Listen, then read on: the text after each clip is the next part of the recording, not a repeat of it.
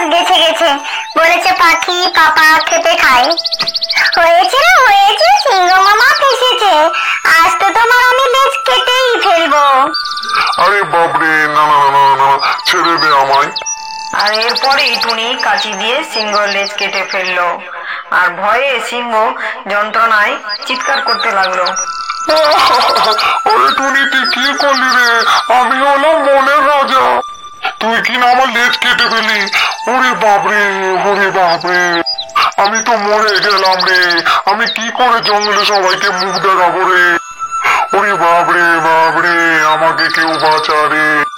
এরপর সিংহ লজ্জায় আর যন্ত্রণায় সেখান থেকে ছুটে পালালো। ওরে হরিণ, তুমি কি ভেবেছিলে আমি একটা পাগল? বলো এবার কি মনে হয়, আমি কি সত্যি সত্যি ছাগল? না গো না, তোমাকে অনেক অনেক ধন্যবাদ আমাকে বাঁচানোর জন্য।